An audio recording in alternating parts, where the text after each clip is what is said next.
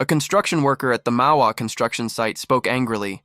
These ill-mannered children, they keep invading and destroying this place. He complained that his boss didn't hire security. I can't be cleaning up this mess every day, I'm not paid for that.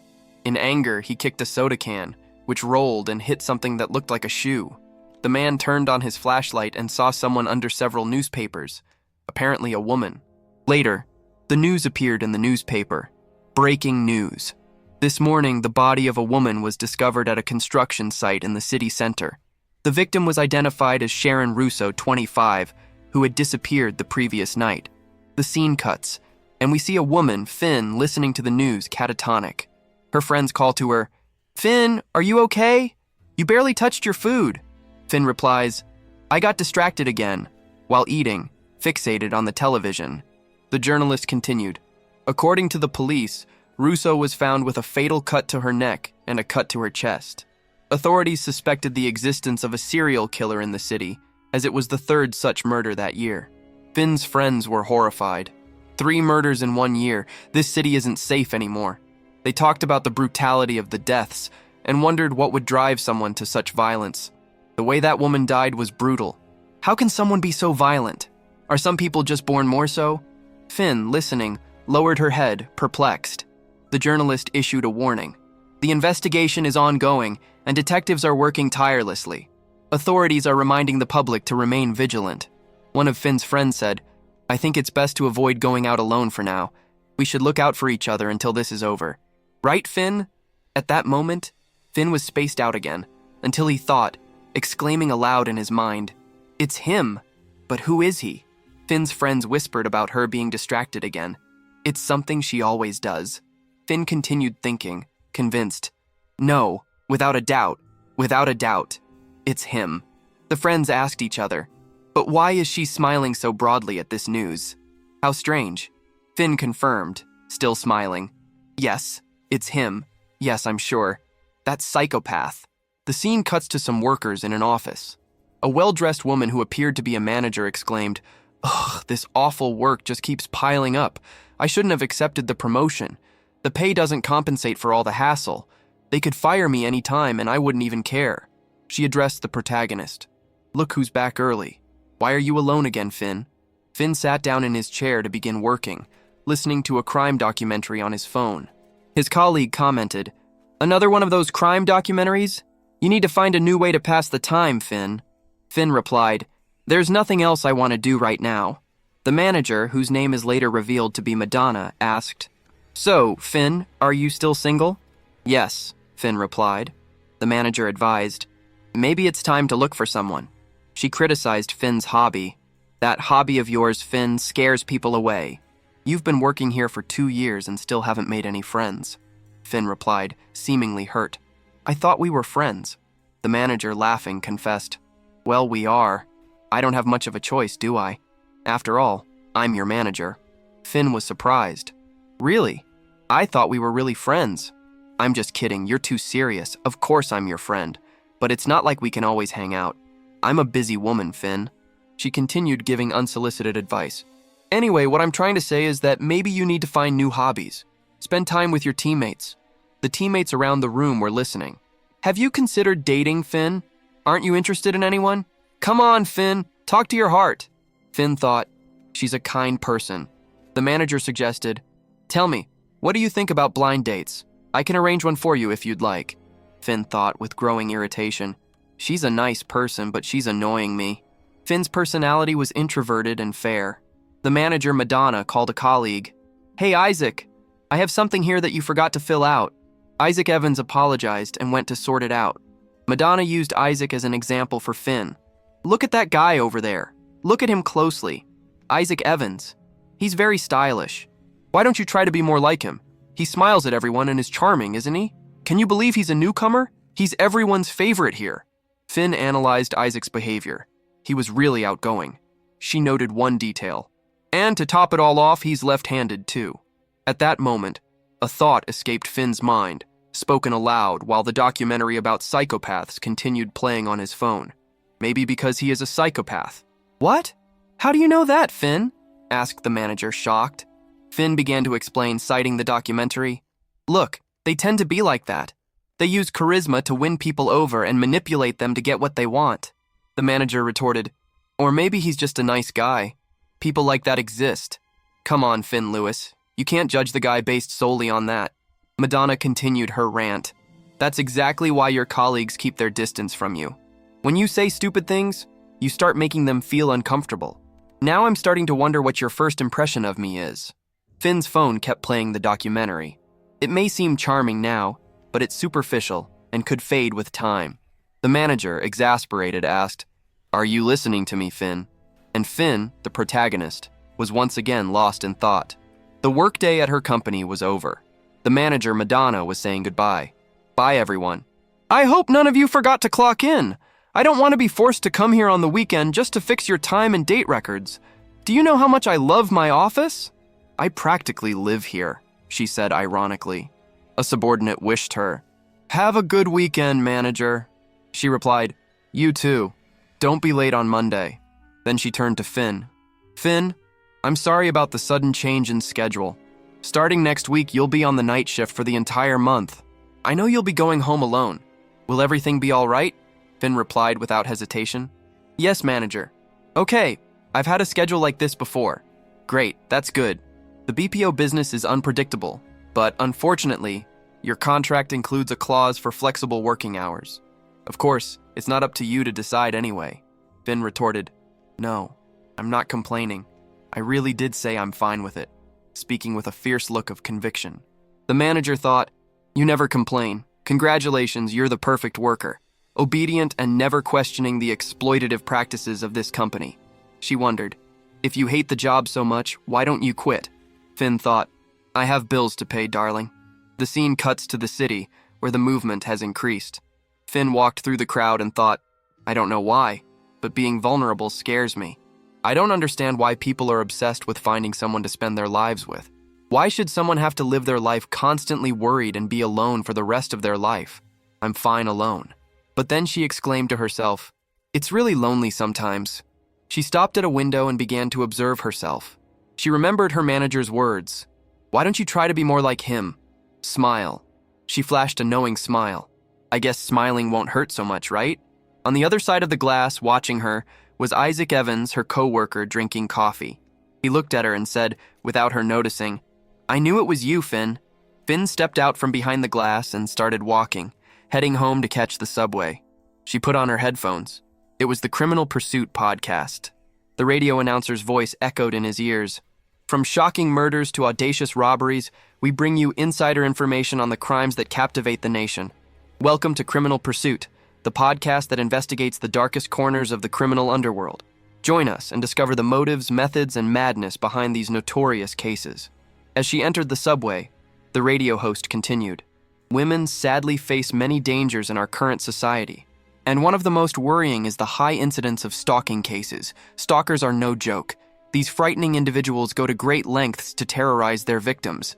At that moment, Finn glanced to the side and noticed that Isaac Evans was on the subway as well. The voice on the podcast elaborated. One of the things that makes stalkers so terrifying is how obsessively they monitor their victims, whether by following them, using cameras, or even planting GPS devices. Near her house in some alleyways, Finn was walking straight ahead, but she realized someone was following her. It was Isaac Evans. She cleverly reached into her purse and pulled out a sprayer, probably pepper spray. She threatened the young man. Why are you following me? He stopped in front of her, his face showing he didn't understand. The atmosphere grew heavy. He warned her, Hey, be careful with that thing, it hurts like hell. Finn was blunt. You didn't answer my question. The boy replied, What were you saying? My bad. My music was too loud. Could you say that again? Finn repeated bluntly, Why are you following me? Isaac, laughing, tried to explain. Okay, that's a misunderstanding. I live around here. Finn, suspicious, stated, He's lying. No, I'm telling the truth, he insisted, laughing. Finn thought, What's so funny? And he asked aloud, How come I've never seen you here before? I just moved. This is the way to my apartment. The truth dawned on Finn. In the end, he's my neighbor. Not only do we live in the same building, our units are right next to each other. We're practically neighbors. What are the odds, huh? Isaac asked, surprised by the coincidence. Finn asked, When did you move? A few days ago, I was at work. That's why I didn't see you. He pointed to the boxes. Are these your things? Why are they still outside? Oh, these boxes are empty. Even though I have a lot more things to unpack and some inside this house, sorry about the mess. I'll make sure everything is thrown away by tomorrow morning. Finn said. No, it's okay. I just asked out of curiosity. She waved goodbye and prepared to go inside. Isaac called her over. Sorry, but I think that's really amazing. What? Finn replied. I have a completely random question, so please don't be surprised. He looked at her and asked, Do you believe in destiny? The atmosphere became strangely tense. Finn asked, What? Isaac continued, Have you ever felt like the universe is trying to tell you something? I mean, what are the chances of us working at the same company? I'm sure I've seen you a few times before. Then, as if by magic, to make matters worse, we find out we're neighbors in the same apartment complex. It's pretty crazy, right? I'm a bit skeptical about destiny, but it's a coincidence, don't you think, Finn? Finn paused, pondering, and replied, Events like this, even if they're rare, they happen a little more often than you think. They only matter if people think they matter. She fiddled with a strand of her hair. What I'm trying to say is, I don't believe in fate or coincidence. Things happen because they're caused or completely random. Those are the only explanations. Isaac thought, Yes, you're right. That's somewhat logical. I really can't argue against it. He said aloud, Yes, you're right. Finn said, Sorry, I'm exhausted. I'm going inside now. By the way, welcome to the neighborhood. Yes, of course, he replied. Good night. See you around. He said her name, Finn, with a sweetness that charmed her. Finn thought, surprised, You already know my name? Isaac, in his thoughts, continued his obsessive analysis. I only know your age and your birthday. You've been working at the company for 2 years and so far with an impeccable presence. He continued talking to her. You're so good at what you do. You practically never make mistakes. He gestured, a common trait in psychopaths or narcissists. You've never participated in any ongoing company meetings, not even the end-of-year parties. You don't drink, you don't smoke, which, by the way, I admire. Finn, in her thoughts, was shocked. What the fuck? What the hell is going on? He finished with a sinister look. You don't have many friends. You spend most of your free time alone. With a still serious expression, Isaac tried to defuse the situation. What were you saying? Sorry. My music was too loud. Could you say that again? Finn repeated. Why are you following me? Isaac, with a smile, said, Okay, that's a misunderstanding. I live around here. He laughed. Finn persisted suspiciously, but he explained, I just moved. This is the way to my apartment. Reality forced Finn to accept it. In the end, he's my neighbor. Not only do we live in the same building, our units are right next to each other. We're practically neighbors. They talked briefly about the move, and Isaac, without apology, questioned her again about the destination. He revealed in a chilling way how he got the unit next door. I got your address, and guess what? The unit next to yours ended up being vacant. So I seized that opportunity. You know that feeling when everything seems destined to happen? That's more or less how I feel right now. There's definitely some kind of cosmic force at work here. Could it be destiny? He corrected himself. Oh, really? You don't believe in that stuff? Remembering their earlier conversation, the podcast host Nick commented to Mary, Great example of how to approach your crush, and Mary agreed. I thought it was very romantic. Who hasn't been there, right? Isaac continued, brazenly revealing his stalker intentions. I moved here when I found out you live here. I'm here because you're here. Finn, stating the obvious, asked, In short, you were stalking me. Oh, is that what they call it? He replied, feigning surprise. Whatever, I'm not bad. I just want to get closer to you. Like, literally? Like a friend, you know? I see you near the office and I think we'd get along. It took me a while to gather the courage to come over to you. He tried to use the crime news to his advantage. Hey, I heard the news about Sally Alquires. It's dangerous to go home alone. He hit her weak spot, knowing her interest in criminals. He proposed, I was thinking it might be a good idea if we went home together starting today. Anyway, we'll both be on the night shift. What do you think? Finn, his face slightly flushed, thought, and he still expects me to compete to be his friend. What is he thinking? She replied, as she unlocked the door. That won't be necessary. I'll go in now. Good night. Nice to meet you, Isaac. Hearing the name, Isaac's face turned somewhat serious, and he thought, She knows my name too, huh? How provocative. He smiled, convinced he could win her over. The two entered their respective units. They leaned against the wall that divided their apartments, each lost in thought. Finn paused and thought, what a psychopath, while Isaac thought, she wasn't scared. The scene cuts to a memory of Finn's. She's in wheat fields in the middle of summer, watching a smiling boy in front of her. But these were random flashbacks and she didn't remember anything. On Finn's phone, the podcast host was saying, "So, what you're saying is that the killer is possibly a psychopath." The investigator continued, "It seems another victim has been murdered. You know, someone who lacks empathy. They don't feel remorse about their actions." The investigator on Finn's cell phone stated, "Isn't this obvious? He's a serial killer. He's already taken 3 lives." The radio host pondered, "Well, not all serial killers are necessarily psychopaths, and not all psychopaths are murderers, but there can definitely be a combination of both." Finn lay in bed, dawn breaking, listening to the podcast. The radio host was saying, "This murder has a calculated nature and the ability to evade the police for so long." They noted the 3-month gap between each murder in a very specific way. "How do you intend to catch someone like that? He seems to be a professional at avoiding detection." They debated theories, whether he was sending a message or simply enjoyed the power. The narrator concluded, "Regardless of the motive, we cannot ignore the fact that this killer is still at large, and as the days go by, he becomes more aggressive." Finn finally got up, looked at her phone, and realized it was 12:40 p.m. She had overslept. She went to her computer and thought, "I was right. The murders were committed by the same person. The police will finally arrest him," showing her obsession with criminal cases. Later, at the office, manager Madonna looked at her watch, surprised. "She's late? That's really something new." She had never been late before. Madonna even joked, "Is this a sign of the apocalypse coming to me? I guess it means I don't have to pay the bills anymore. Maybe I'll just give up and enjoy the remaining days," she thought. At that moment, Isaac Evans appeared and called the manager. Madonna reprimanded him. "Did I miss the memo to talk to me like we're best friends? Is that mandatory?" Isaac laughed. "Ha ha ha, you're not in a good mood today, huh?" "You're completely the opposite," the manager replied. Isaac was very happy, smiling. "You seem to be in a good mood today. Did something happen?" Isaac stopped, looking at Finn's empty chair. "She's not here?" "Who?" "Oh, you mean Finn?" The manager explained. "She's probably still adjusting to her new schedule. But it's strange that I haven't heard from her yet. It's not like her to miss work without telling me," she said, worried.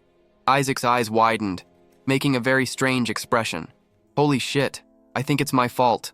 "Ah, what do you mean by your guilt? What have you done? Isaac, tell me now, Isaac."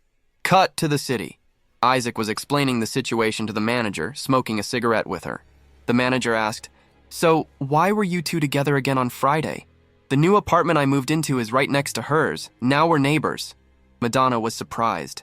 "Wow, I had a feeling you were interested in her, but I didn't expect you to be so bold." Isaac swore. "I swear it wasn't on purpose, it was pure luck." Madonna warned him. "Well, I hope so, because otherwise it would be very scary. I don't want to think you're a stalker." Isaac acknowledged. "You're right. It's kind of strange. I must have scared her. I think I overreacted a bit. You know how obsessed she is with psychopaths?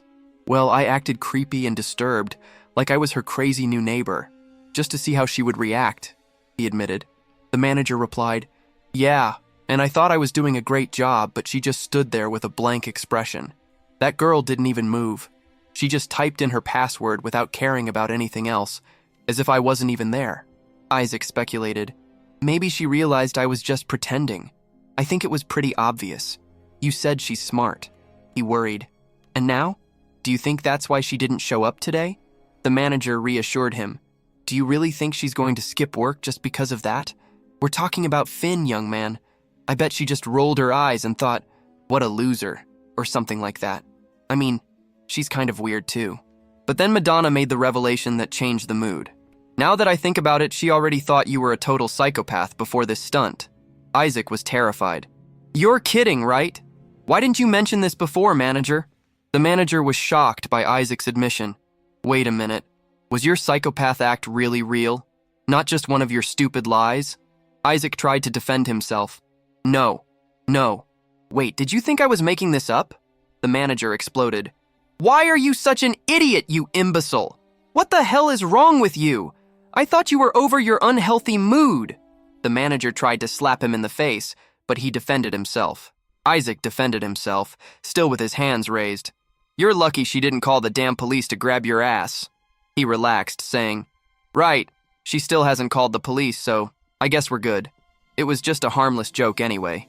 The manager was indignant. "Harmless? You're a lost cause. I feel stupid for thinking you two made a good couple. Oh, I guess it's partly my fault too. I really thought you liked her." Isaac replied, "Ah, that's right, I think I like it." He tried to turn the situation around. "I'll clear things up and apologize. You'll still help me, right?" Madonna firmly denied this. "Absolutely not. Now you're on your own, my friend. You had your chance, and you blew it. My favorite agent is no longer available for negotiations." Isaac tried to argue. "Wait, I said I'm sorry. I really mean it." The manager concluded, "She probably doesn't even want to see you. Good luck with that."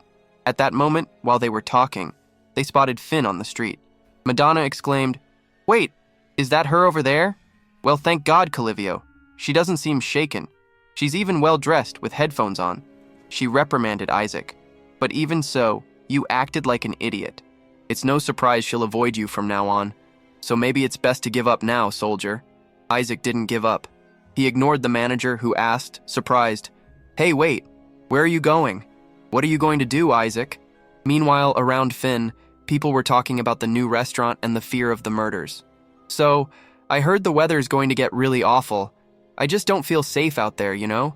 I can't blame her. The news is starting to scare me too. The police are doing some things. They need to stop this as soon as possible." Finn was oblivious, beautiful, gorgeous, fulfilled, wonderful, touching her hair, with a smile on her face. She went to the elevator and pressed the button. As the elevator doors were closing, Isaac reached in and stepped inside, breathless. The two looked at each other. Isaac said, "Hi." Finn replied, "Hi," with his hands behind his back. Finn asked, "You seem a little out of breath. Are you in a hurry?" Isaac put his hand to his flushed face. "Oh, sorry, I meant to reach you." "Why? Do you need something?" Isaac apologized immediately. "Listen, about last Friday, I'm sorry for my behavior and what I said. None of it was true." He put his hand to his mouth, a clear sign that he didn't feel guilty. Finn asked, "That whole chasing thing?" "Yes." Isaac hurried to explain, without giving Finn time to think. "Just to clarify, I didn't intentionally move near you. It was just a strange coincidence." He continued to lie blatantly. "After the pepper spray incident and finding out we were neighbors, I thought it would be funny to play a prank on you by acting like a stalker. That was completely stupid and insensitive. I'm sorry about that." He put his hand to his head and glanced sideways, a classic mental trigger trick to generate sympathy.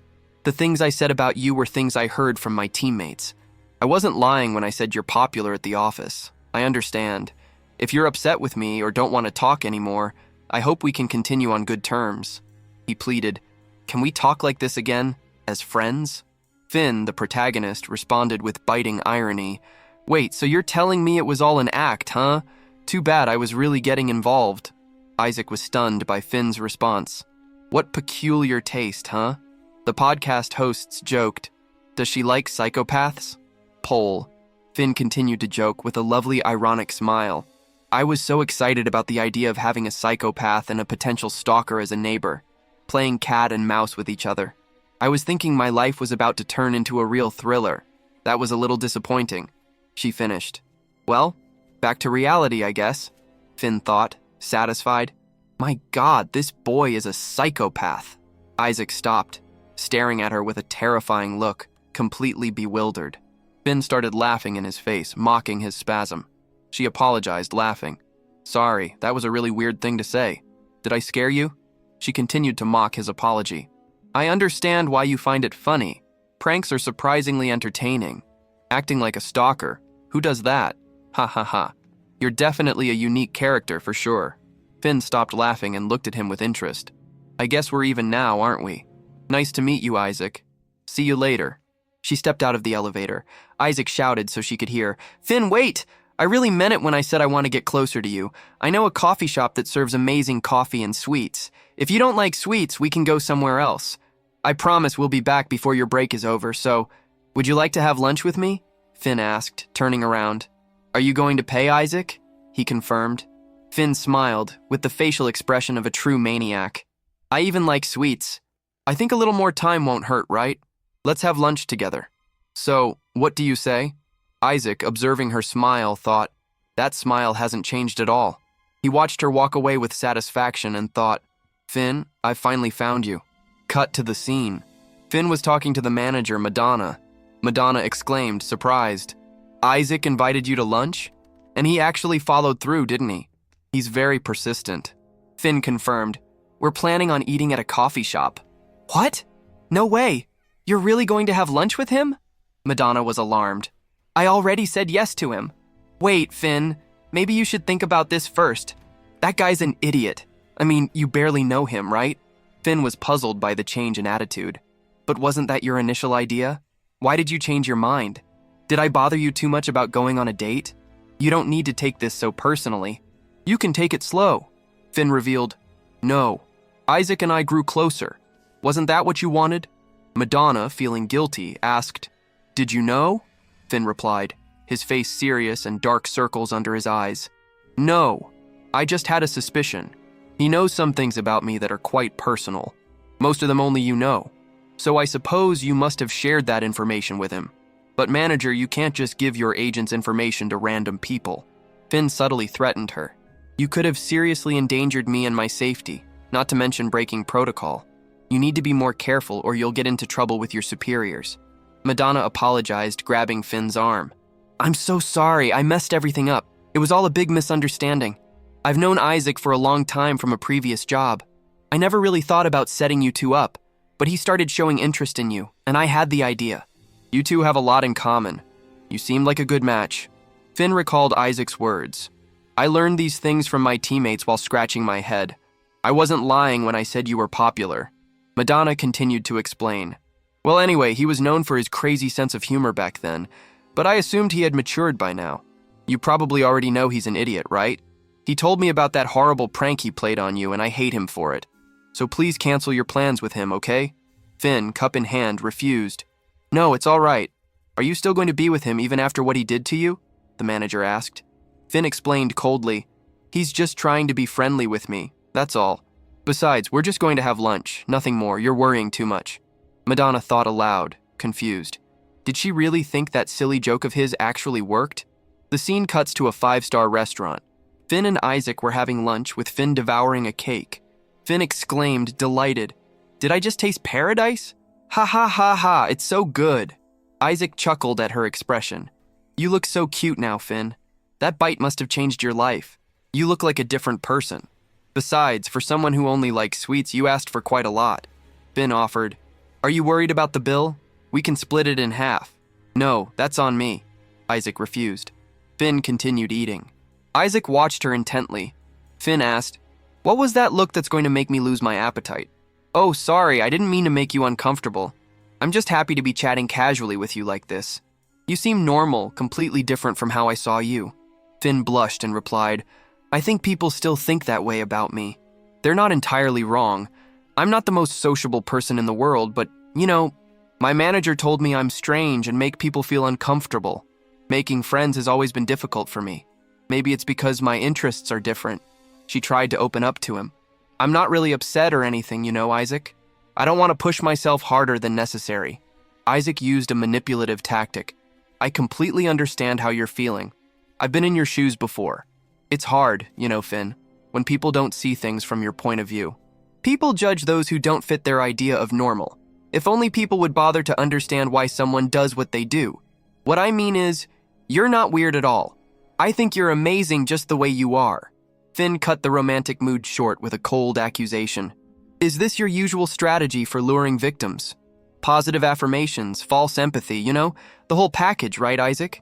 You target women who are usually alone. You use your charm to gain their trust and then wait for them to get very comfortable. You have your handsome face on your side too. You take advantage of your target's vulnerability, and when they finally let their guard down, you eliminate them. Isaac was stunned, completely bewildered. Wait a minute, what are you kidding, Finn? What is this? An interrogation? He tried to laugh nervously. First you thought I was a psychopath before we even spoke. Now you're convinced I'm the serial killer that's all over the newspapers? Wow, you really don't hold back. He tried to argue. I thought we were on the same page about this. That ignorance is at the root of all prejudice and judgmental nonsense. Was I wrong? Finn, in turn, explained his true suspicion. Here's what I think. I think the person you're presenting to the world isn't really who you are. I wonder if the charming and distracted person I'm talking to is really you or just an actor. Finn didn't back down, increasing the pressure. The real Isaac might be someone who enjoys scaring people with his twisted sense of humor. If you can pull off a sick prank like that and sleep soundly at night, it really makes me wonder what else you're capable of. She stared at him. You can never lie again. You can. You could be a cold-blooded killer, who knows? She taunted him with the information she had. Did you hear that the police believe the serial killer is left-handed? Just like you, based on the stab wounds.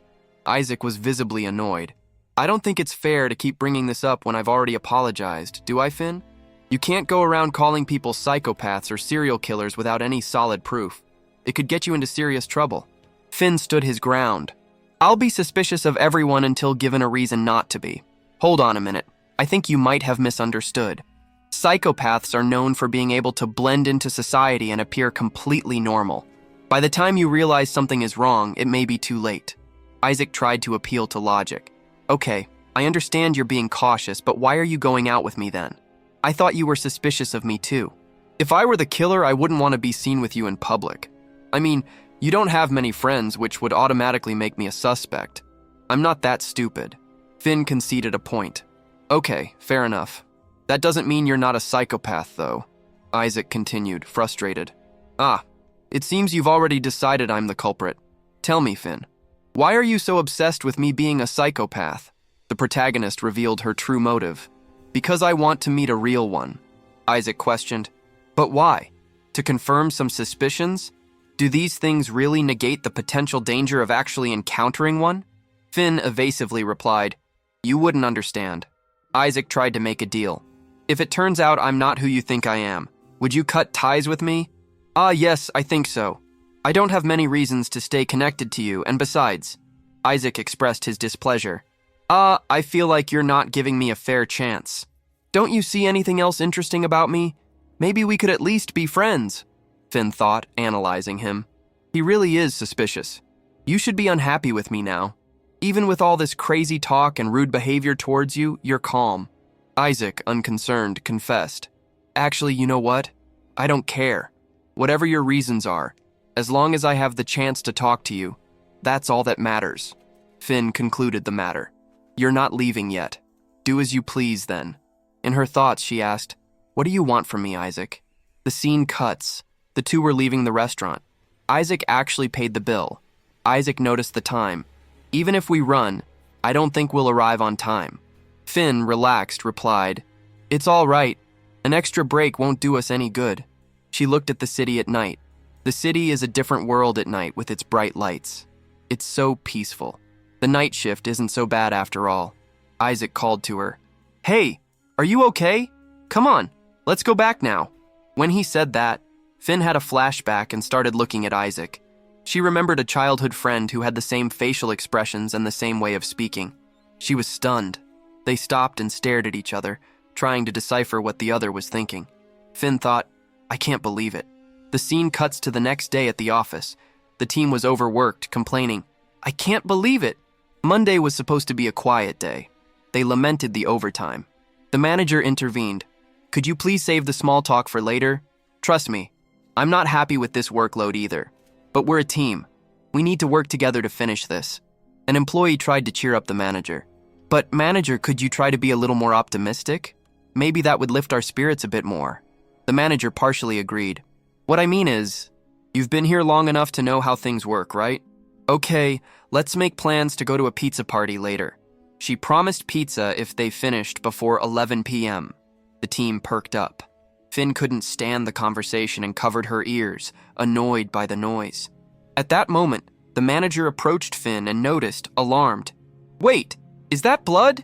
Finn was having a nosebleed. The manager instructed, You must go to the infirmary, Finn. Could someone please take Finn to the infirmary? Isaac offered to go, but Finn refused. It's okay, she'll go alone. Okay, please be careful, said the manager. Isaac glanced sideways at Finn. Finn went straight to the infirmary, thinking, Why is the clinic so far away? This is such a boring walk. As she walked, she had flashbacks of her childhood, walking by a waterfall with rocks and crystal clear water. Her knees were bruised. She remembered crouching down to touch the water when someone touched her from behind to hold her back. At that moment, Isaac held her in the hallway, as if she were about to faint. "Are you okay, Finn?" Isaac asked. In the infirmary, with a thermometer in his hand, Isaac informed them, "Your temperature is a little elevated." The nurse asked Finn, "Does your nose usually bleed when you have headaches?" Finn replied, "I don't think so. I haven't had one in a while." The nurse checked her blood pressure. "Your blood pressure is a little high. Any idea what might be causing this? Perhaps you're working too hard intimately?" Finn replied, "We haven't been working any overtime so far." "Well, I've been having trouble sleeping lately. Could that be related?" The nurse asked what was causing the insomnia. Finn thought, a documentary marathon perhaps? The nurse continued the inquiry. "Have you felt stressed or anxious recently? Relationship problems?" "I'm only asking because stress and anxiety can cause high blood pressure, which can cause a nosebleed."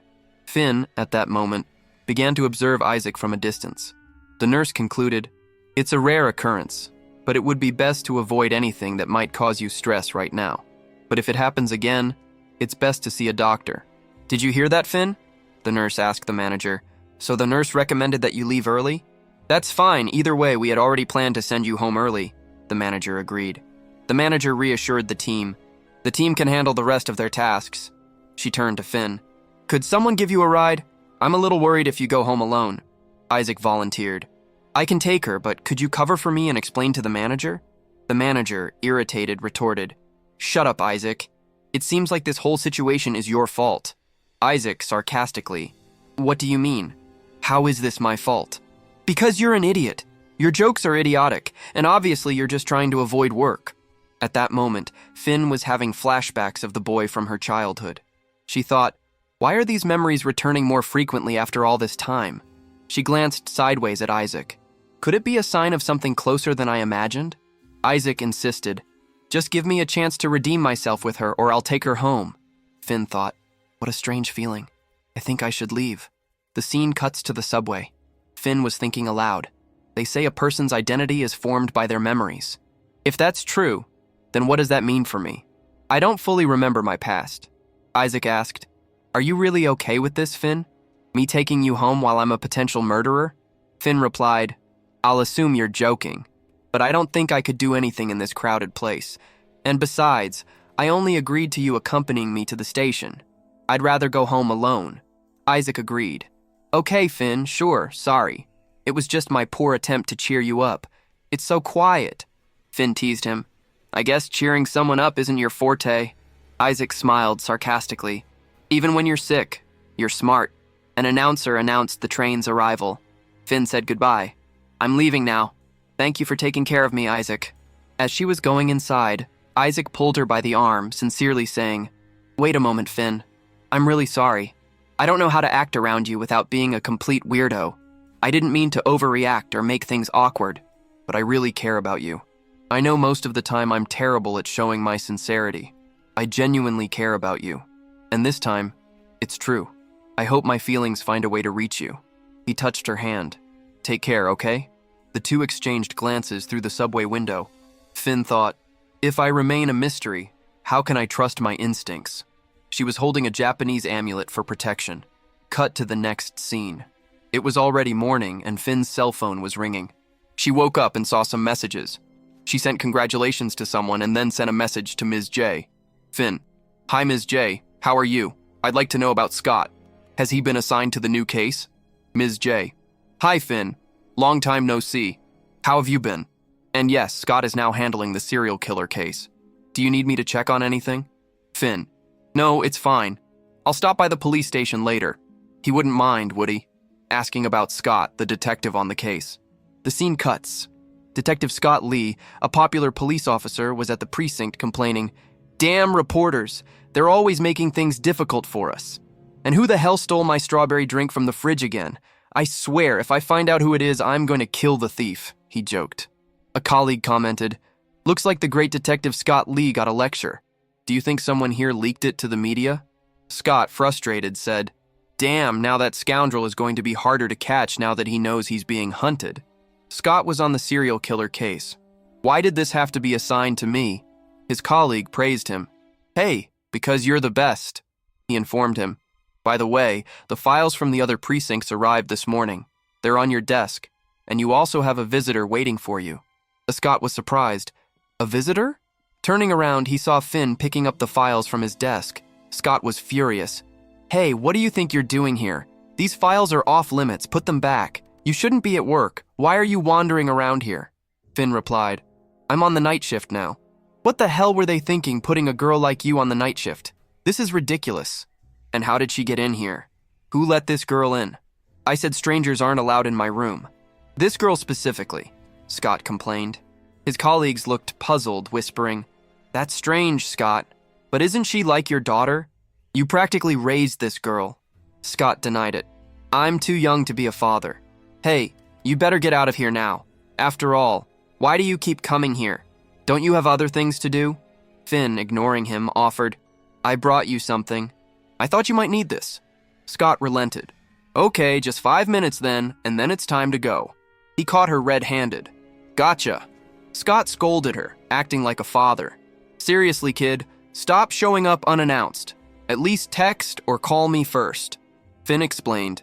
If I had called, you would have just told me not to come. Of course, this isn't the place to hang out. This is a police station. We deal with criminals here. You should be out there hanging out with your peers and using your youth for good. Maybe go to karaoke or whatever young people do these days. Finn replied, I'm not interested in that sort of thing. And besides, I don't have any friends. Scott retorted sharply. No surprise. I mean, I'd rather be stuck here in a place like this. Everyone's miserable here, Finn. We deal with the worst of the worst every day. You kids don't realize how lucky you are. You just need to think about yourselves. Finn was hurt. I'm not a child, Scott. Stop treating me like one. I'm an adult. I came here because this is the only place where I feel safe. Scott, who had raised her like a daughter, couldn't fight back.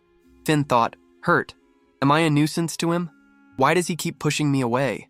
I just wanted to see you. Does he hate me that much? I don't want to be a nuisance if he doesn't want to see me anymore. Scott noticed his sadness. Is this some kind of manipulation tactic? That doesn't work on me, you know. Finn was close to tears. Scott, resigned, aloud, Okay, you're allowed to come here whenever you want, except when the big bosses are around. Tell me, Finn, there wasn't any other reason for your visit, was there? Tell me the truth, did something happen? Finn revealed the truth. I heard they gave you the serial killer case. Scott was disappointed. Ah, I knew it, you didn't come for me, did you? I can't believe I fell for that, who told you? Never mind, I know exactly who it was.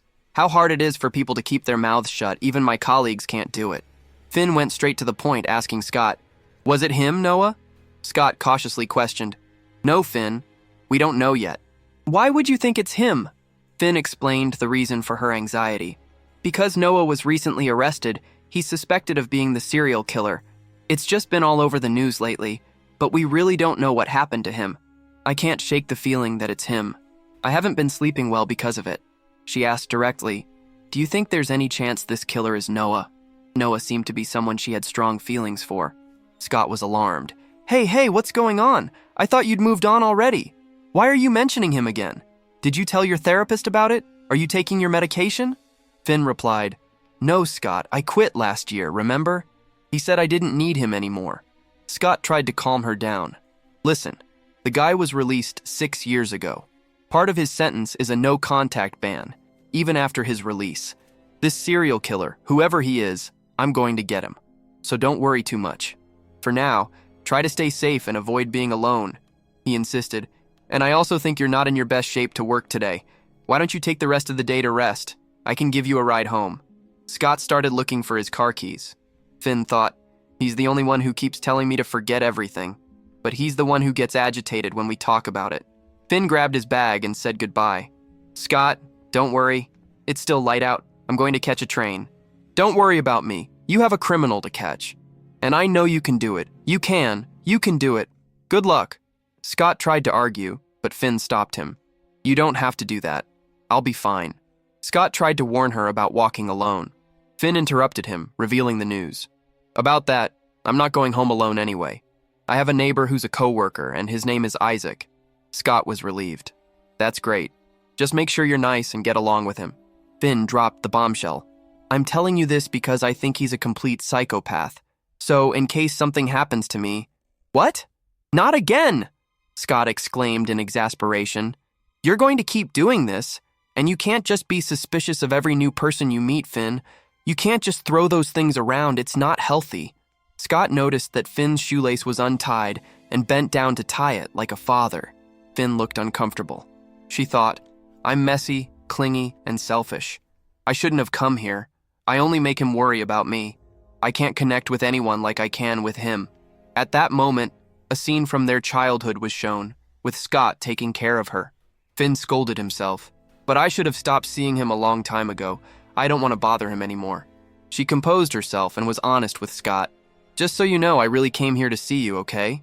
I didn't want to worry you so much. The news makes me very anxious. But I was just being paranoid. I know you have a lot to do. Don't stress about me and I'll be fine. I don't need a babysitter all the time. I can take care of myself. Finn, softening his farewell to Scott, said, Well, you can still check on me sometimes. I don't want you to feel like you have to take care of me all the time.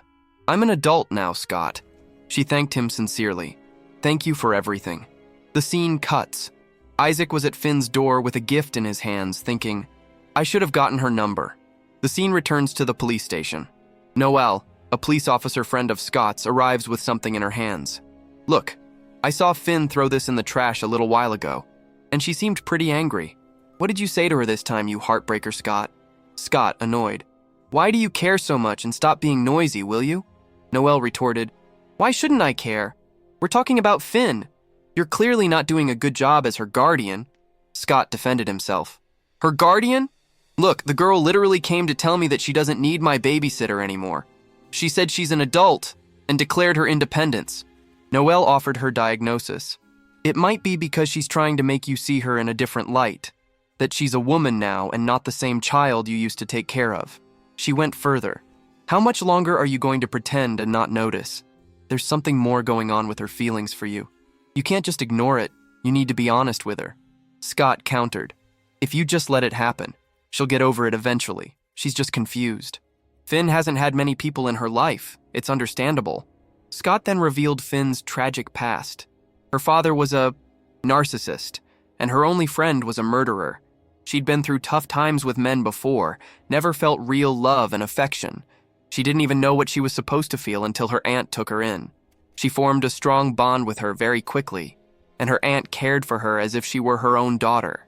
I think it's because she finally had a mother figure to look up to. But when her aunt died, she refused to be taken in by a new family. So I asked him to be transferred here specifically to take care of her until she reached adulthood. Scott concluded by explaining why he distanced himself from her. She's always been very guarded around new people because of past experiences of suffering, which has made it difficult for her to socialize normally. I just want her to be able to live life like any normal person, to find a hobby, hang out with friends, or even date someone. She needs to realize that she deserves to be happy and that not everyone is like her father. And the only way to move on is to detach herself from everything that reminds her of the past, including me. Noelle confronted Scott. But Noelle doesn't accept that and says she has the right to choose this for herself, not him. This isn't something you should decide. The scene cuts to the manager, Madonna, in her office. She asked Finn, Are you sure you're in good enough condition to work? Finn, suspicious, asked, Are you really worried about me, or are you feeling guilty about what you did? Madonna confirmed that she was worried and cared. Finn, however, said he was fine. On his desk was a lunchbox. We are shown that it was from Isaac, with a small note saying, I hope you are feeling better. In the hallway at lunchtime, Isaac's coworkers were talking about the serial killer, while Isaac remained pensive. They commented on how terrible he was and what he did to his victims. Isaac then made a bizarre comment. They were discussing how the killer didn't tie up the victims, he just stabbed them twice. Isaac began to laugh uncontrollably and said something that left his colleagues perplexed. He can do whatever he wants with them in that helpless state. What a waste of excitement. Why does he only hit them twice? Why doesn't he do more? His colleagues reacted. I don't think that's supposed to be funny, Isaac. But what the hell, Isaac, are you high? At that moment, Finn called Isaac from afar, holding his lunchbox. Isaac went to meet him. Finn explained, Then why wasn't I home when you arrived this morning? Did you expect me to go to work? Isaac asked how she was feeling, and she replied that she was fine. They spoke briefly, and Isaac revealed that he had cooked the food. He invited her. "Will you have lunch with me?" Yes, the two of them went to lunch together. The episode ends with the narrators asking, "Okay guys, that's it, thanks for watching. And if you made it this far, subscribe to the channel." But ultimately, do you think Isaac is really the psychopath? We'll be seeing that in the next chapters. And that comment he made, it was strange, wasn't it? Well, I'll leave that for you to think about. So, see you next time. Bye, I'm out.